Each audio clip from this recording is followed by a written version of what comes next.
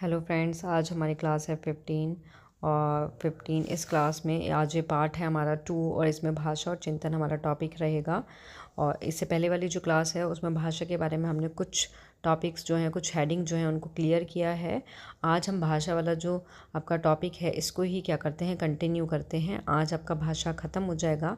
Then next class में हम चिंतन में अभिसारी अपसारी चिंतन जो है इसके बारे में क्लियर करेंगे और कुछ महत्वपूर्ण प्रश्न भी करेंगे। तो नाउ स्टार्ट करते हैं। जिसको भी वीडियो पसंद आए वो इसको लाइक शेयर सब्सक्राइब करना ना भूलें। तो आज हमारा टॉपिक आज हमारी हेडिंग रहेगी भाषा विकास के सिद्धांत, क्योंकि जो कल जो क्लास हुई थी उसमें हमने भाषा सीखने के जो साधन हैं, भाषा किन किन माध्यमों से सीखी जा सकती है, वो मैंने क्लियर करा दिया था। खेल, अनुकरण, कहानी सुनकर, प्रश्नोत्तर। ठीक है। और आज रहेगा हमारा जो हेडिंग रहेगी वो रहेगी भाषा विकास के सिद्धांत। तो जो भाषा विकास के सिद्धांत है वो कई सारे सिद्धांत हैं। फर्स्ट इज़ हमारा आता है स्कीनर भाषा विकास सिद्धांत। सेकंड इज़ वाक्येंद्रियों की परिपक्वता। नेक्स्ट इज़ वाइगोस्ट की भाषा का विकास। नेक्स्ट अनुबंधन का सिद्धांत। नेक्स्ट बंडूरा का सिद्धांत। और नेक्स्ट एंड लास्ट चॉम्स्की भाषा सिद्धांत आपका। ओके।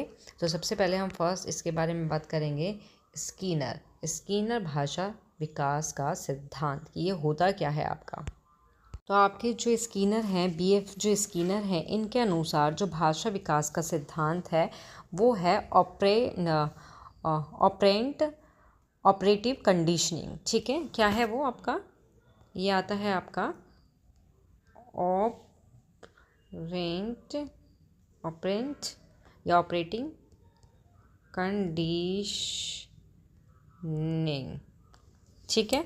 तो ये इस पर आधारित है। जो बीएफ स्कीनर के अनुसार भाषा विकास का जो सिद्धांत है वो ऑपरेटिव कंडीशनिंग पर क्या है, आधारित है। इसमें क्या होता है कि इसमें बच्चे जो होते हैं भाषा को नकल करके और सही प्रक्रिया के लिए पुरस्कार पाकर सीखते हैं।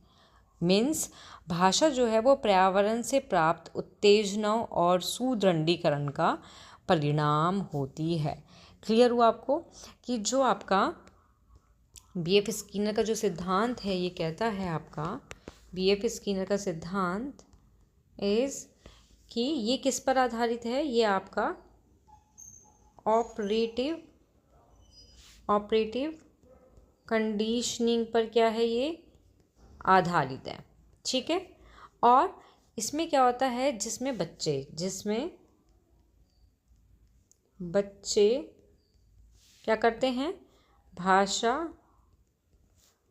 को नकल करके और सही प्रतिक्रिया के लिए पुरस्कार पाकर सीखते हैं।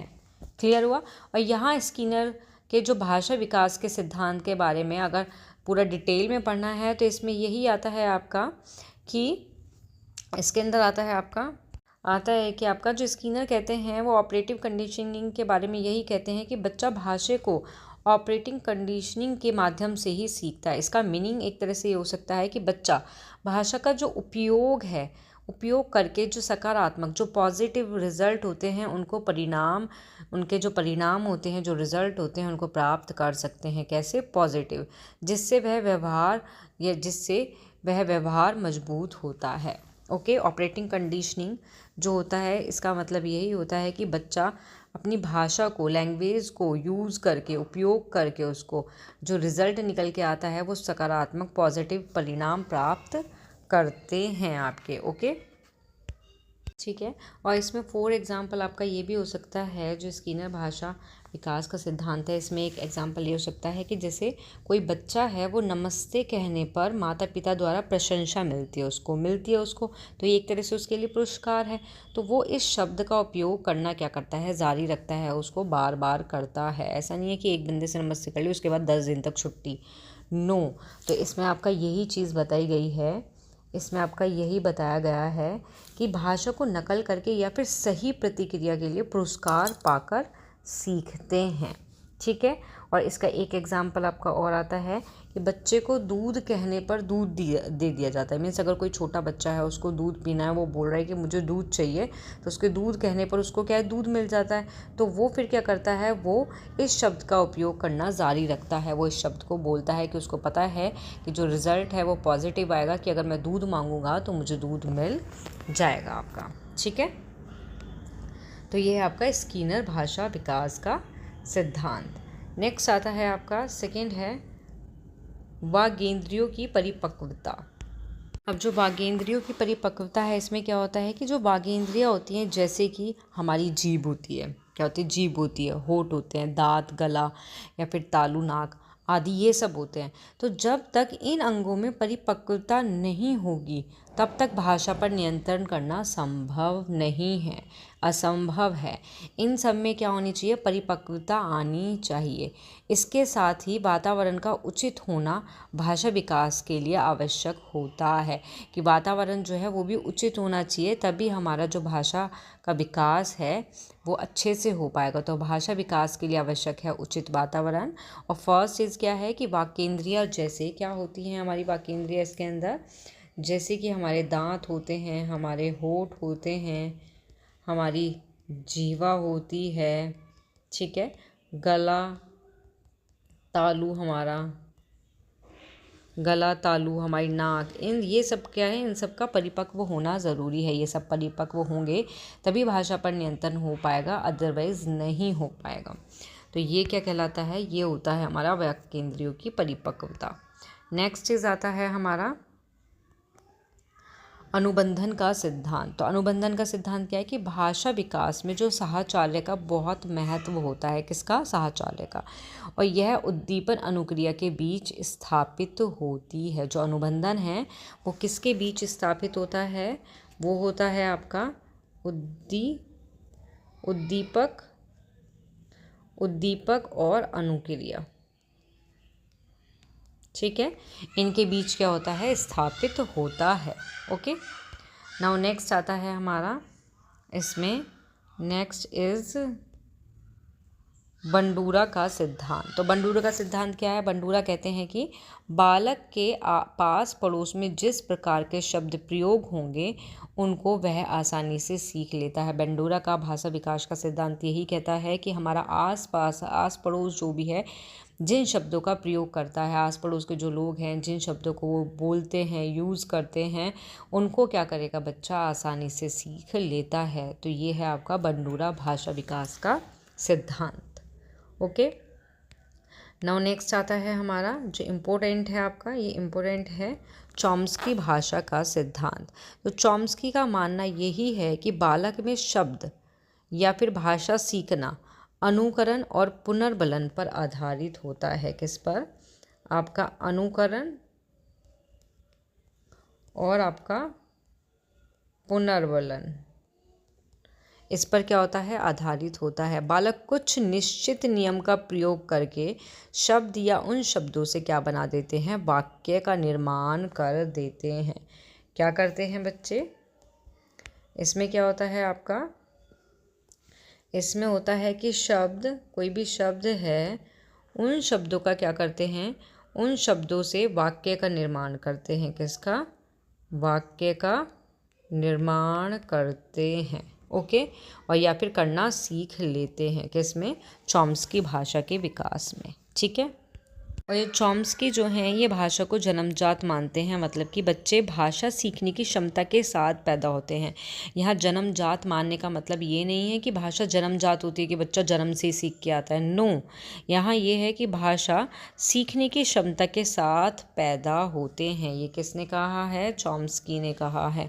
इम्पोर्टेंट पॉइंट है, लिख लेना इसको, बार बार बोल रही हूँ, लिख लेना इसको, ये जो मैं बोल रही हूँ ओरली, कि चॉम्स्की भाषा को जन्मजात मानते हैं। मतलब कि इसका मतलब यहाँ समझना ये है क्या, कि बच्चे भाषा सीखने की क्षमता के साथ पैदा होते हैं, जन्मजात नहीं होते। वो भाषा जन्मजात नहीं होती, जबकि उनमें क्या है, भाषा सीखने की क्षमता के साथ पैदा होते हैं वो। ओके, और भाषा अनेक विधाओं से सीखने की एक क्या है, कला है। आपको एक डेफिनेशन दे सकते हैं, जो एग्ज़ाम में क्या होता है आपका डेफिनेशन आ सकती है कि भाषा अनेक विधाओं से सीखने की कला है। ये किसने कहा है? तो ये भी आपका चॉम्स्की ने कहा है। और भाषा मस्तिष्क का विकास है, ये भी चॉम्स्की ने कहा है। ठीक है। और व्यवहारिक या फिर अनौपचारिक व्याकरण का जो विकास है वो चॉम्स्की ने ही किया है। किसका? व्यवहारिक और अनौपचारिक व्याकरण का। ठीक है। किसका विकास किया है इन्होंने? चॉम्स्की ने किसका विकास किया है?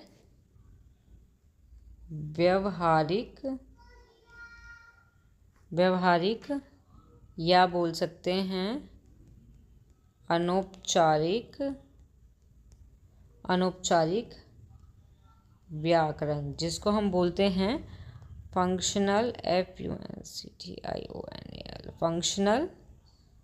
Functional grammar.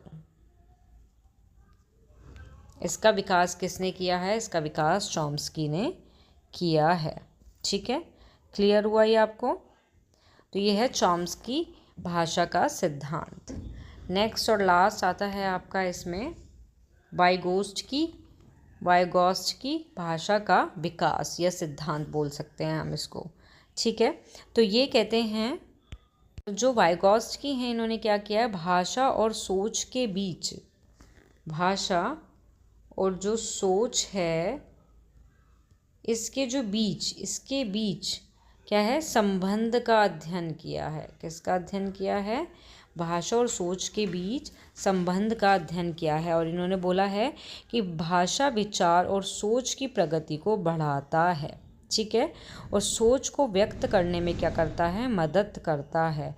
भाषा का विकास एक प्रगतिशील प्रक्रिया है जो विचारों को एक साझा साधन के रूप में उपयोगी बनाती है। इनका मानना है कि जो भाषा और चिंतन एक दूसरे से क्या हैं? स्वतंत्र रूप से विकसित होते हैं। कैसे होते हैं? स्वतंत्र। भाषा और जो चिंतन है वो एक दूसरे से स्वतंत्र रूप से क्या होते हैं? विकसित होते हैं। और अंतःक्रिया भाषा का विकास करती है। वाइगॉत्स्की कहते हैं कि जो अंतःक्रिया जो होती है वो किसका? भाषा का क्या करती है? विकास करती है। ठीक है। और वाइगॉत्स्की जो हैं वो भाषा के सामाजिक अंतःक्रिया स्वरूप पर बल देते हैं। क्लियर हुआ आपको? तो ये हैं आपके स्कीनर भाषा विकास का सिद्धांत, वागेंद्रियों का, वाइगॉत्स्की का, अनुबंधन का, बंडूरा का और चॉम्स्की भाषा सिद्धांत। नेक्स्ट हेडिंग आती है आपकी भाषा का महत्व। नेक्स्ट हेडिंग क्या है आपकी? भाषा का महत्व। तो भाषा का जो महत्व है वो निम्न जगह होता है, जिसमें हमारा फर्स्ट हेडिंग आती है सीखने का माध्यम। तो सीखने के माध्यम में क्या होता है कि भाषा का जो महत्व है वो सीखने के माध्यम में किस तरीके से है कि भाषा बच्चों को ज्ञान प्राप्त करने के और समझने का एक महत्वपूर्ण साधन है। कि जो सीखने का जो माध्यम है ये भाषा का महत्व किस तरीके से है कि जो भाषा होती है वो बच्चों को ज्ञान प्राप्त करने का, कि भाषा के माध्यम से ही, भाषा जो है उसके माध्यम से ही क्या होता है कि बच्चे को ज्ञान प्राप्त होता है और समझने का एक महत्वपूर्ण क्या है? ये साधन है आपका। ओके। सेकंड पॉइंट आता है आपका संवाद और अभिव्यक्ति।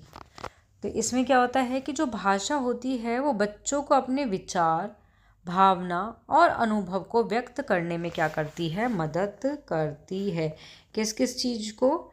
विचार को, जो विचार होते हैं, भावनाएं जो होती हैं और जो अनुभव होते हैं। उन सबको व्यक्त करने में क्या करती है, मदद करती है क्या, भाषा। तो भाषा का महत्व है विचार, भावना और अनुभव को व्यक्त करने में। ओके, नेक्स्ट आता है इसमें पॉइंट, थर्ड पॉइंट आता है आपका सामाजिक विकास। कि भाषा जो है वो बच्चों को दूसरों के साथ संवाद करने में या फिर संबंध बनाने में और सामाजिक कौशल विकसित करने में भी मदद करती है। ठीक है, तो सामाजिक विकास का यहाँ यही महत्व है। भाषा का महत्व में ये इम्पोर्टेंट इसलिए है क्योंकि ये क्या करती है, बच्चों को दूसरों के साथ संवाद करने, संबंध बनाने और जो सामाजिक कौशल है उसको विकसित करने में भी हेल्प करती है। ठीक है, नेक्स्ट पॉइंट आता है आपका 4 पॉइंट आता है सांस्कृतिक समझ। तो भाषा जो है वो बच्चों को क्या करती है, जो भाषा होती है वो बच्चों को विभिन्न संस्कृति, ठीक है, संस्कृतियों और सभ्यता जो होती हैं, ठीक है, सभ्यता को समझने में क्या करती है, मदद करती है, हेल्प करती है। क्लियर। नेक्स्ट आता है इसका पॉइंट तार्किक क्षमता। तार्किक क्षमता से यहाँ क्या मतलब है कि जो भाषा होती है वो बच्चों को तार्किक रूप से सोचने के लिए, ठीक है, क्या, बच्चों को तार्किक रूप से सोचने के लिए या कोई भी प्रॉब्लम है उसके सॉल्यूशन के लिए, उसको सॉल्व करने के लिए, ठीक है, और निर्णय लेने में क्या करती है, मदद करती है। जो तार्किक क्षमता का मतलब यहाँ यही है कि भाषा जो है बच्चों को तार्किक रूप से सोचने के लिए, कोई भी समस्या है उसका समाधान या प्रॉब्लम है उसको सॉल्व करने के लिए, और कोई भी निर्णय लेने में क्या करती है, मदद करती है। क्लियर। नाउ नेक्स्ट आता है इसमें पॉइंट शैक्षणिक सफलता। शैक्षणिक सफलता में क्या आता है कि जो भाषा है वो प्रवीणता बच्चों की शैक्षिक सफलता को भी प्रभावित करती है। किसकी सफलता को, जो प्रवीणता बच्चों की शैक्षिक सफलता को भी क्या करती है, प्रभावित करती है। ओके, नेक्स्ट पॉइंट आता है आपका,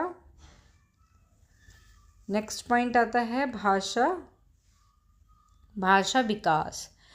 तो भाषा जो है वो भाषा विकास बच्चों के संज्ञानात्मक, कौन से, संज्ञानात्मक, सामाजिक, ओके, और भावात्मक मतलब विकास के लिए भी आवश्यक है। ओके, नेक्स्ट आता है इसमें मातृभाषा का महत्व। कि बच्चों को उनकी मातृभाषा में शिक्षित करना और उनके सीखने की प्रक्रिया को आसान बनाता है। कि बच्चा जो है, मातृभाषा का महत्व कैसे है कि बच्चे को उनकी जो भी उनकी मातृभाषा होती है, जहाँ वो रहते हैं, उसमें शिक्षित करने के लिए और उनके सीखने की प्रक्रिया को क्या बना देता है, और ज़्यादा आसान बना देती है क्या, भाषा हमारी। ठीक है, नेक्स्ट पॉइंट आता है शिक्षा का जरिया। मतलब कि जो भाषा है वो बच्चों को शिक्षा के माध्यम से ज्ञान प्राप्त कराने में क्या करती है, हेल्प करती है, मदद करती है। और नेक्स्ट आता है, नेक्स्ट और लास्ट पॉइंट है इसका भाषा के महत्व का सांस्कृतिक विरासत। कि भाषा जो है एक पीढ़ी से दूसरी पीढ़ी तक सांस्कृतिक विरासत को हस्तांतरित करने का एक तरह से क्या है, माध्यम है। तो क्लियर हुए आपको ये पॉइंट, भाषा का महत्व। आगे आपकी हेडिंग आती है, नेक्स्ट हेडिंग आती है भाषा विकास को प्रभावित करने वाले कारक। ठीक है, जिसमें हमारा फर्स्ट पॉइंट आता है संज्ञानात्मक कारक। फर्स्ट पॉइंट आता है हमारा संज्ञानात्मक कारक। ठीक है, तो जो संज्ञानात्मक कारक है इसके अंतर्गत हमारी क्या क्या चीज़ें आती हैं, क्या क्या आते हैं हमारे, जो हमारे भाषा विकास को प्रभावित करते हैं। तो फर्स्ट आता है बुद्धि, सेकंड आता है संज्ञानात्मक शैली, और थर्ड आता है आपका संज्ञानात्मक क्षमता। अब ये जो बुद्धि है ये क्या होती है, ठीक है, कि बुद्धि किस तरीके से भाषा विकास को प्रभावित करती है। तो इसमें क्या है कि जो बुद्धि है वो भाषा सीखने की क्षमता को प्रभावित करती है। किसको प्रभावित करती है? जो सीखने की जो क्या होती है आपकी जो क्षमता होती है, सीखने की जो क्षमता होती है उसको क्या करती है? प्रभावित करती है। क्या चीज़? जो आपकी बुद्धि होती है। ठीक है। नेक्स्ट इसके अंदर आता है आपका संज्ञानात्मक शैली। तो संज्ञानात्मक शैली जो है किस तरीके से प्रभावित करती है कि सीखने की जो शैली होती हैं, जैसे कि दृश्य, ठीक है, जैसे कि श्रवण, सुनना, ओके, या फिर हम बोल सकते हैं गतिज, ये सब क्या होती हैं? सीखने की शैलियों के अंतर्गत आता है। दृश्य देखना, श्रवण सुनना या फिर गतिज। तो भाषा सीखने के तरीके को क्या करती हैं? ये प्रभावित करती हैं आपकी। ओके। नेक्स्ट आता है आपका संज्ञानात्मक क्षमता। तो संज्ञानात्मक क्षमता के अंतर्गत आता है हमारा ध्यान, ठीक है, स्मृति, समस्या समाधान,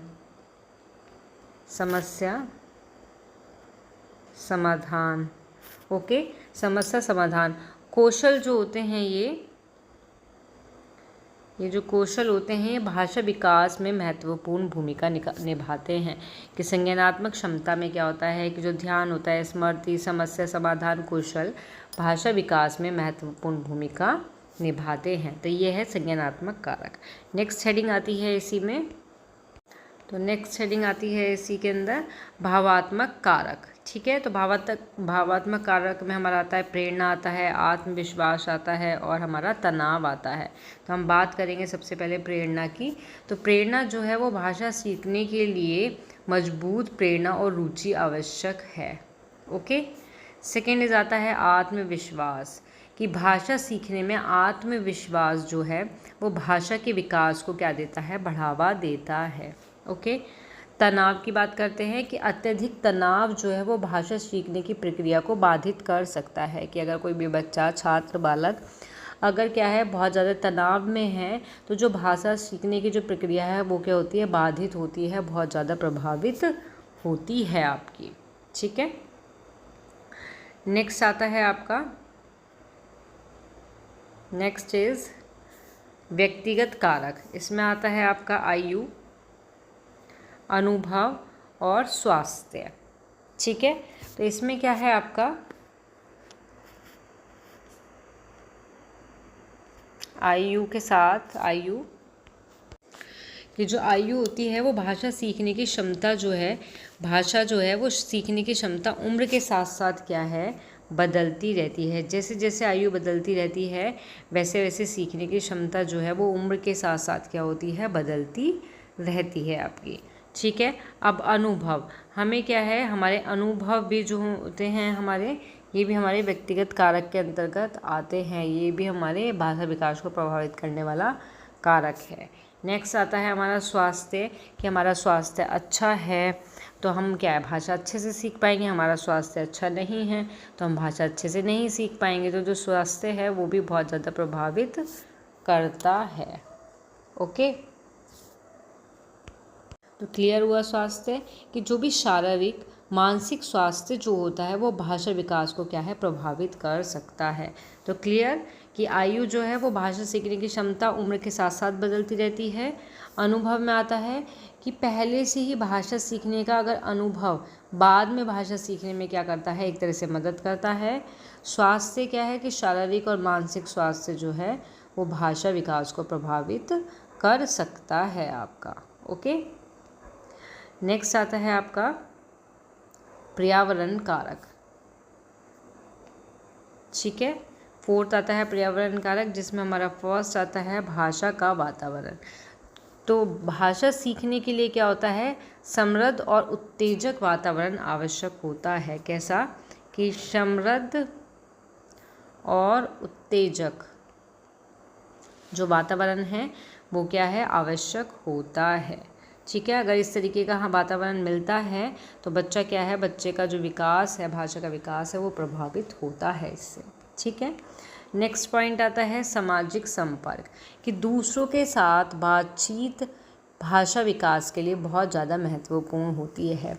हम एक दूसरे से बात करते हैं तभी तो हमारी भाषा का विकास होता है। अब हम चुपचाप थोड़ी ना बैठे रहेंगे, चुपचाप बैठे रहेंगे या कोई भी बच्चा चुप रहेगा तो उसका भाषा का विकास थोड़ा ना होगा। तब वो बात करेगा एक दूसरे से, तभी तो उसका विकास होता है भाषा का। तो सामाजिक संपर्क का मतलब यहाँ यही है कि एक दूसरे के साथ बातचीत करके भाषा का विकास हो सकता है। ठीक है। नेक्स्ट पॉइंट इज सांस्कृतिक प्रभाव, कि जो सांस्कृतिक प्रथाएं होती हैं, क्या होती हैं? प्रथाएं जो होती हैं, प्रथाएं होती हैं जो विश्वास होता है और जो मूल्य बच्चों की भाषाएं अनुभव को आकार देती हैं, कि जो सांस्कृतिक प्रभाव है ये भी भाषा विकास को प्रभावित आपका करता है। ओके। नेक्स्ट आता है आपका सांस्कृतिक कारक, जिसमें फर्स्ट आता है हमारा सामाजिक आर्थिक स्थिति, कि जो सामाजिक आर्थिक स्थिति है वो भी भाषा सीखने के अवसर को क्या करती है? प्रभावित कर सकती है आपकी। ठीक है। नेक्स्ट है हमारा सांस्कृतिक पृष्ठभूमि। क्या आता है नेक्स्ट? सांस्कृतिक पृष्ठभूमि, कि सांस्कृतिक जो पृष्ठभूमि है वो भाषा सीखने के तरीके को, किसके? जो भाषा सीखने के तरीके को क्या करती है? प्रभावित करती है। ओके। नेक्स्ट आता है इसके अंदर, नेक्स्ट और लास्ट है पारिवारिक भाषा। ये जो परिवार में बोले जाने वाली जो भाषा होती है वो बच्चों के भाषा विकास को प्रभावित करती है, कि परिवार में जैसी भी भाषा बोली जाएगी बच्चा उसको अनुकरण करेगा, उसको सीखेगा और वो वैसे ही भाषा को बोलेगा, उसी तरीके से वो बात करेगा। तो पारिवारिक जो भाषा है वो भी भाषा विकास को प्रभावित करने वाला एक कारक है। ठीक है। तो आपको प्रभावित करने वाले कारक जो है वो समझ में आ गए। सारे के सारे 5 पॉइंट्स आपको क्लियर हो गए। नेक्स्ट आता है हमारा भाषा के प्रकार। तो आपके जो भाषा के प्रकार होते हैं वो 3 टाइप्स की होती है, कि जो भाषा है वो 3 प्रकार की होती है। कौन कौन सी होती है आपकी? मौखिक होती है, लिखित होती है और सांकेतिक होती है। ठीक है। कि भाषा के प्रकार कितने होते हैं? 3 प्रकार होते हैं, मौखिक, लिखित और सांकेतिक। तो फर्स्ट इज, सबसे पहले हम बात करेंगे यहाँ पे मौखिक। ठीक है। कि जो मौखिक होती है, मौखिक भाषा के बारे में, जिसको हम ऑरल लैंग्वेज भी कहते हैं। ठीक है। तो इसमें क्या है? ये जो भाषा का वह रूप है जिसमें हम बोलकर अपनी बात को व्यक्त करते हैं। तब कोई भी इंसान, कोई भी बच्चा, कोई भी व्यक्ति तब कोई चीज़ बोलता है, बोलकर अपनी बात को व्यक्त करता है, तो वही क्या कहलाती है? मौखिक भाषा कहलाती है। जैसे कि इसके अंदर फॉर एग्जाम्पल आ सकता है बातचीत करना, ठीक है, कहानी सुनना, या फिर कविता पढ़ना। ये सब किसके अंदर आता है आपका? ये आता है आपका मौखिक के अंदर। क्लियर हुआ? कि हम अपने बात को बोल कर तब व्यक्त करते हैं तो वो क्या कहलाता है? मौखिक भाषा कहलाती है। क्लियर? नेक्स्ट आता है हमारा, नेक्स्ट इज लिखित भाषा, जिसको हम रिटन लैंग्वेज भी हम कहते हैं उसको। ठीक है। तो इसमें है कि यह भाषा का वो रूप है जिसमें हम लिखकर अपनी बात व्यक्त करते हैं। मौखिक में क्या है? बोलकर। लिखित में क्या आता है? लिखकर अपनी बात को व्यक्त करते हैं। लाइक हमारा जैसे लिखना, एग्जाम्पल के लिए लिखना, या फिर जैसे पत्र लिखना, तो ये क्या है? हमने अपनी बात को लिखकर क्या करा? व्यक्त किया। तो ये हो गई हमारी लिखित भाषा। ओके। नाउ नेक्स्ट है हमारी सांकेतिक। सांकेतिक को बोलते हैं हम साइन लैंग्वेज। ठीक है। तो साइन लैंग्वेज में हमारा क्या आता है? साइन लैंग्वेज में आता है हमारा कि ये भाषा का वो रूप है जिसमें हम संकेत या फिर जो इशारे होते हैं, इशारे के माध्यम से अपनी बात को क्या करते हैं? व्यक्त करते हैं। फॉर एग्ज़ाम्पल जैसे कि मूक भाषा जो होती है, मूक जो भाषा होती है वो सांकेतिक होती है, जिसको हम इशारे से व्यक्त करते हैं। तो क्लियर हुआ आपको भाषा के टाइप्स की, भाषा के जो प्रकार हैं। अब हमारी नेक्स्ट हेडिंग आती है, इसमें नेक्स्ट हेडिंग आती है हमारी भाषा का स्वरूप, वो और क्रम। ठीक है, तो जो मनोवैज्ञानिक के अनुसार जो क्रम है वो होता है सुनना, बोलना, पढ़ना, लिखना। मतलब कि LSRW, इसको ऐसे याद कर सकते हो, लिसनिंग, स्पीकिंग, रीडिंग और राइटिंग। ये किसके अनुसार है इनका भाषा का क्रम? मनोवैज्ञानिक के अनुसार। ठीक है, देन हमारा सेकंड आता है इसी में मॉन्टेसरी के अनुसार, कि मॉन्टेसरी जो हैं वो भाषा के क्रम को किस तरीके से रखते हैं। सुनना किस तरीके से रखते हैं? सुनना, बोलना, लिखना, पढ़ना। LSWR मीन्स इन्होंने कहा है कि लिखना पहले होता है, उसके बाद पढ़ना होता है। लेकिन मनोवैज्ञानिक का कहना है कि पहले पढ़ना होता है, देन उसके बाद लिखना होता है। तो इसको शॉर्ट में अगर याद करना है तो आप ऐसे यहाँ याद कर सकते हो।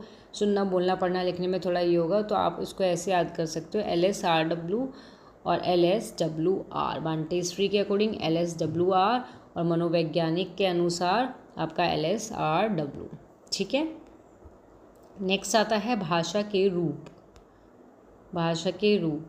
ठीक है, जिसमें हमारा भाषा के रूप में फर्स्ट पॉइंट आता है स्वनिम। तो स्वनिम क्या होता है कि उच्चारित भाषा से संबंधित होता है। ये किससे संबंधित होता है? जो भी उच्चारित जो भाषा होती है उससे क्या होता है? उससे संबंधित होता है, और इनके माध्यम से भाषा की ध्वनि की संख्या का नियंत्रण होता है। किसका नियंत्रण होता है? कि जो ध्वनि की संख्या होती है, ध्वनि की संख्या, भाषा की ध्वनि की संख्या, भाषा की ध्वनि की संख्या का क्या होता है? नियंत्रण होता है। तो इस प्रकार के नियंत्रण से क्या होता है? भाषा उच्चारण में समुचित व्यवस्था बनी रहती है। एक तरह से हम कह सकते हैं कि स्वनिम व्यवस्था से नई ध्वनि के आगम पर उनका सीखना संभव और सरल होता है। एक तरह से बस यही कह सकते हैं स्वनिम है क्या, कि ये उच्चारित, ठीक है, उच्चरित भाषा जो है इससे संबंधित है, और भाषा की ध्वनि की संख्या का क्या है? नियंत्रण होता है इसके द्वारा। ओके, नेक्स्ट चीज़ आता है इसमें रूपिम, कि रूपिम क्या होता है। तो भाषा विज्ञान में क्या होता है, भाषा विकास में, कि भाषा की सबसे छोटी और सार्थक इकाई है। क्या है ये? भाषा की सबसे छोटी और सार्थक क्या है? इकाई है जो अर्थ व्यक्त करने के लिए प्रयोग की जाती है। क्या व्यक्त करने के लिए? अर्थ व्यक्त करने के लिए प्रयोग की जाती है। ठीक है, जैसे कि पढ़ में पढ़ और ने। ठीक है, तो ये क्या की जाती है? ये आपकी सबसे छोटी इकाई होती है और जो अर्थ व्यक्त करने के लिए प्रयोग की जाती है, जैसे कि घर या फिर कुत्ता। ओके, या फिर ऐसे हो सकता है इसमें, जैसे पढ़ने होता है। ठीक है, अगर हम पढ़ लिखें और इसमें अगर हम ने जोड़ दें तो इसका क्या होता है? अर्थ बदल जाता है। पढ़ अलग है और पढ़ने क्या होता है? अलग होता है। तो इसमें यही है कि जो शब्द स्वतंत्र रूप से अर्थ व्यक्त नहीं करते लेकिन किसी शब्द के साथ जुड़कर अर्थ को बदल देते हैं, जैसे पढ़ में क्या आ जाता है? पढ़ने। ओके, नेक्स्ट आता है आपका इसमें वाक्य लिखना। तो वाक्य लिखना जो है भाषा का एक अहम हिस्सा होता है। वाक्य लिखने का मतलब एक तरह से है विचारों को शब्दों के ज़रिए व्यक्त करना। क्या? कि जो विचार होते हैं, विचार को